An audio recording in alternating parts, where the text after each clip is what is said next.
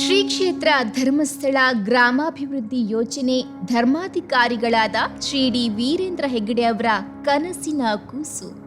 ಕ್ಷೇತ್ರದ ಅಭಯದಾನ ಪರಂಪರೆಯನ್ನ ರಾಜ್ಯದುದ್ದಕ್ಕೂ ವಿಸ್ತರಿಸಿದ ಕೀರ್ತಿ ಸಲ್ಲುವುದು ಈ ಗ್ರಾಮಾಭಿವೃದ್ಧಿ ಸಂಸ್ಥೆಗೆ. ಬಡವರು, ಕೃಷಿಕರು ಮತ್ತು ಗ್ರಾಮೀಣ ಮಹಿಳೆಯರಿಗೆ ಸ್ವಾವಲಂಬನೆಯ ಬದುಕು ನೀಡುವ ನಿಟ್ಟಿನಲ್ಲಿ ಸ್ಥಾಪಿತವಾದ ಗ್ರಾಮಾಭಿವೃದ್ಧಿ ಯೋಜನೆಯ ಹಿಂದೆ ಪೂಜ್ಯರ ಸಾಮಾಜಿಕ ಕಳಕಳಿ ಇದೆ. ಸುಮಾರು 1982 ಇಸ್ವಿಯಲ್ಲಿ ಇಲ್ಲಿಯ ಸುತ್ತಮುತ್ತಲಿನ ರೈತರು ಮತ್ತು ಅನೇಕ ಭಕ್ತರು ಬಂದು ಸಹಾಯವನ್ನು ಯಾಚಿಸ್ತಾ ಇದ್ದರು. ವಿಶೇಷವಾಗಿ ಅವರು ಕೃಷಿಕರು, ಕೃಷಿಗೆ ಸಂಬಂಧಪಟ್ಟಂಥ ಬಾವಿ, ಕೃಷಿಯ ಭೂಮಿಯನ್ನು ಸಮತಲಪಡಿಸುವಂಥದ್ದು, ಇತರ ಕಾರಣಗಳಿಗಾಗಿ ಹಣವನ್ನು ಕೇಳ್ತಾ ಇದ್ದರು. ಆಗ ನಮಗೆ ಅನಿಸಿದ್ದು, ಈ ರೀತಿಯ ಸಾಲವನ್ನು ಕೊಡುವುದಂತೂ ಕ್ಷೇತ್ರದಿಂದ ಸಾಧ್ಯವೇ ಇಲ್ಲ. ಇನ್ನು ಸಹಾಯವನ್ನು ಕೊಟ್ಟರೆ ಅವರಿಗೆ ಬೇಕಾದಷ್ಟು ಸಹಾಯವನ್ನು ಕೊಡುವುದು ಸಾಧ್ಯವಿಲ್ಲ. ಪರಿವರ್ತನೆಗೆ ಕಾರಣವಾಗತಕ್ಕಂಥ, ಅವರ ಬದುಕಿಗೆ ಬೆಳಕಾಗತಕ್ಕಂಥ ಮತ್ತು ಯೋಜಿತವಾಗಿ ಪ್ರಗತಿಗೆ ಸೂಕ್ತವಾದಂಥ ಕಾರ್ಯಕ್ರಮವೊಂದನ್ನು ರೂಪಿಸಿದೆವು. ಅದಕ್ಕೆ ಶ್ರೀ ಕ್ಷೇತ್ರ ಧರ್ಮಸ್ಥಳ ಗ್ರಾಮೀಣ ಅಭಿವೃದ್ಧಿ ಯೋಜನೆ ಅಂತ ಹೆಸರಿಟ್ಟು, ಅದಕ್ಕೆ ಇವತ್ತು ನಮ್ಮ ರಾಜ್ಯದಲ್ಲಿ ಈ ಯೋಜನೆ ಅತ್ಯಂತ ಸೂಕ್ತವಾಗಿ ಮತ್ತು ಪರಿಣಾಮಕಾರಿಯಾಗಿ ತನ್ನ ಸೇವೆಯನ್ನು ಮಾಡ್ತಾ ಇದೆ. ಇಂದು ಸುಮಾರು 40 ಲಕ್ಷ ಮಂದಿ ಸದಸ್ಯರು ಈ ಗ್ರಾಮಾಭಿವೃದ್ಧಿ ಯೋಜನೆಯ ಭಾಗವಾಗಿದ್ದಾರೆ. ಗ್ರಾಮದ ಅಭಿವೃದ್ಧಿಗೆ ಮಹಿಳೆಯರು ಹಾಗೂ ಪುರುಷರಿಬ್ಬರ ಶ್ರಮವು ಅಗತ್ಯ ಎಂಬುದನ್ನ ಮನಕಂಡ ಪೂಜ್ಯ ಹೆಗ್ಗಡೆ ಅವರು ಅವರಿಬ್ಬರನ್ನ ಸ್ವಸಹಾಯ ಸಂಘಗಳ ಮೂಲಕ ಸಂಘಟಿಸಿ ಪ್ರಗತಿಯ ಪಾಲುದಾರರನ್ನಾಗಿಸಿದ್ದಾರೆ. ಗ್ರಾಮೀಣರ ಜ್ಞಾನಾಭಿವೃದ್ಧಿಗೆ ಪೂರಕವಾಗಿ ಜ್ಞಾನ ವಿಕಾಸ ಕಾರ್ಯಕ್ರಮ ಕೂಡ ಹಮ್ಮಿಕೊಂಡಿದ್ದಾರೆ.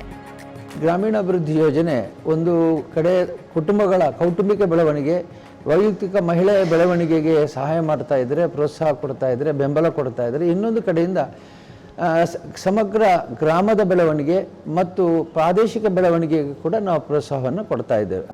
ಗ್ರಾಮಾಭಿವೃದ್ಧಿ ಯೋಜನೆಯ ಮೂಲಕ ದೇಶದ ಆಡಳಿತ ನಡೆಸುವವರಿಗೆ ಸ್ವಾವಲಂಬನೆಯ ಶಕ್ತಿಯನ್ನ ತೋರಿಸಿಕೊಟ್ಟವರು ಶ್ರೀ ಹೆಗ್ಗಡೆ ಅವರು. ಸಬಲೀಕರಣವೆಂದರೆ ಅನುದಾನವಲ್ಲ, ಬದಲಾಗಿ ಸ್ವಾವಲಂಬನೆಯ ಜೀವನ ಕಟ್ಟಿಕೊಡುವುದು ಎಂಬುದು ಸಾಬೀತಾಗಿತ್ತು ಹೆಗ್ಗಡೆಯವರ ಶ್ರೀ ಕ್ಷೇತ್ರ ಧರ್ಮಸ್ಥಳ ಗ್ರಾಮಾಭಿವೃದ್ಧಿ ಯೋಜನೆಯ ಮೂಲಕ. ಬಡವರ ವಿಚಾರಕ್ಕೆ ಬಂದಾಗ ಒಂದು ಹೊತ್ತಿನ ಊಟವನ್ನು ಕೊಡೋದಕ್ಕಿಂತ ಅವರು ಊಟವನ್ನು ದುಡಿಯೋದನ್ನು ಹೇಳ್ಕೊಡೋದು ಬಹಳ ಮುಖ್ಯ ಅಂತ ಹೇಳಿ ಪೂಜ್ಯರು ಅರಿತುಕೊಂಡು ಜನರಲ್ಲಿ ಕಷ್ಟಪಟ್ಟು ದುಡಿಯೋದನ್ನು ಮತ್ತು ಇರತಕ್ಕಂಥ ಸಂಪನ್ಮೂಲಗಳನ್ನು ಸರಿಯಾಗಿ ಬಳಕೆ ಮಾಡಿಕೊಳ್ಳೋದನ್ನು, ಸರ್ಕಾರಗಳಿಂದ ದೊರೀತಕ್ಕಂಥ ಅನುದಾನಗಳನ್ನು ಸಮರ್ಪಕವಾಗಿ ವಿನಿಯೋಗ ಮಾಡಿಕೊಳ್ಳೋದರ ವಿಚಾರವಾಗಿ ಒಂದು ವಿನೂತನವಾದಂಥ ಕಾರ್ಯಕ್ರಮವನ್ನು ಧರ್ಮಸ್ಥಳ ಗ್ರಾಮೀಣಾಭಿವೃದ್ಧಿ ಯೋಜನೆಯಿಂದ ನಡೆಸ್ತಾ ಬಂದಿದ್ದಾರೆ.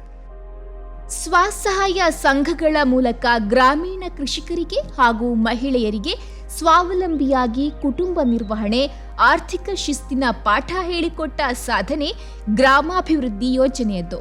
ಅಲ್ಲದೆ ಮಹಿಳೆಯರಿಗೆ ವಿವಿಧ ಉದ್ದೇಶಗಳಿಗೆ ಬೇಕಾದ ಆರ್ಥಿಕ ನೆರವು ಯಾರ ಹಂಗೂ ಇಲ್ಲದೆ ನೇರವಾಗಿ ಬ್ಯಾಂಕ್ನಿಂದ ಸಿಗುವಂತಾಗಿದ್ದು ಗ್ರಾಮಾಭಿವೃದ್ಧಿ ಯೋಜನೆಯ ಸ್ವಸಹಾಯ ಸಂಘಗಳಿಂದಲೇ. ಒಂದು ಕುಟುಂಬದಲ್ಲಿ ಒಂದು ಮಹಿಳೆ, ಒಂದು ಪುರುಷ, ಒಂದು ಕುಟುಂಬದ 2 ಚಕ್ರಗಳಿದ್ದಂತೆ. ಬರೀ ಪುರುಷನೇ ಮುಂದೆ ಹೋಗ್ತಾ ಇದ್ದರೆ, ಮಹಿಳೆ ಹಿಂದೆ ಉಳಿದ್ರೆ ಆ ಗಾಡಿ ಸರಿಯಾಗಿ ನಡೆಯೋದಕ್ಕೆ ಸಾಧ್ಯ ಇಲ್ಲ. ಇದನ್ನು ಅರಿತುಕೊಂಡಂಥ ಪೂಜ್ಯರು ಮತ್ತು ಪೂಜ್ಯರ ಧರ್ಮಪತ್ನಿ ಹೇಮಾವತಿ ಹೆಗ್ಗಡೆ ಅವರು ಮಹಿಳೆಯರನ್ನ ಸಬಲೀಕರಣಗೊಳಿಸಬೇಕು.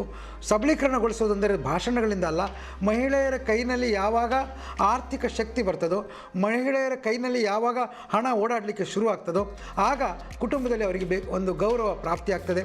ಅವರ ಮಾತನ್ನು ಕುಟುಂಬದಲ್ಲಿ ಕೇಳಲಿಕ್ಕೆ ಸಾಧ್ಯ ಆಗ್ತದೆ. ಪೂಜ್ಯರು ಏನು ಮಹಿಳಾ ಸ್ವಸಹಾಯ ಸಂಘಗಳಿಗೆ ಚಾಲನೆಯನ್ನು ಕೊಟ್ಟಿದ್ದಾರೆ, ಅದು ಇವತ್ತು ಕರ್ನಾಟಕ ರಾಜ್ಯದಾದ್ಯಂತ ಹರಡಿಕೊಂಡು ಸುಮಾರು 4 ಲಕ್ಷ ಸ್ವಸಹಾಯ ಸಂಘಗಳ ಮುಖಾಂತರ ಸುಮಾರು 40 ಲಕ್ಷ ಮಹಿಳೆಯರಿಗೆ ಹೊಸ ಬೆಳಕನ್ನು ತೋರಿಸ್ತಕ್ಕಂಥ ಒಂದು ಯೋಜನೆಯಾಗಿ ಮಾರ್ಪಾಡುಗೊಂಡಿದೆ.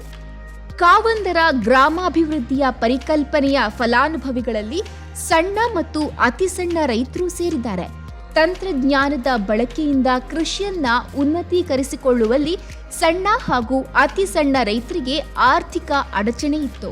ಇದನ್ನ ಮನಗಂಡ ಶ್ರೀ ಹೆಗ್ಗಡೆ ಅವರು ಈ ವರ್ಗದ ರೈತರ ಆರ್ಥಿಕ ನೆರವಿಗೆ ಕಂಡುಕೊಂಡ ಪರಿಹಾರವೇ ಪ್ರಗತಿ ಬಂಧು ಸ್ವಸಹಾಯ ಸಂಘಗಳು.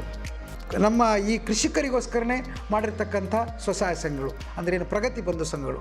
ಸುಮಾರು 90,000 ಪ್ರಗತಿ ಬಂಧು ಸಂಘಗಳ ಮುಖಾಂತರ ಸುಮಾರು 4 ಲಕ್ಷ ರೈತರಿಗೆ ಈ ಬದಲಾವಣೆಯ ಪಾಠಗಳನ್ನು ಪೂಜ್ಯರು ತಮ್ಮ ಪ್ರಗತಿ ಬಂಧು ಕಾರ್ಯಕ್ರಮದ ಮುಖಾಂತರ ಅರಿವು ಮಾಡಿಕೊಟ್ಟಿದ್ದಾರೆ.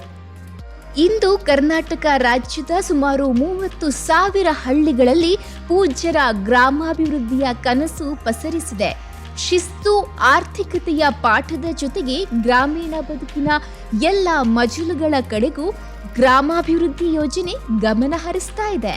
ಈ ಬಗ್ಗೆ ಮತ್ತಷ್ಟು ತಿಳಿದುಕೊಳ್ಳೋಣ ಮುಂದಿನ ಸಂಚಿಕೆಯಲ್ಲಿ.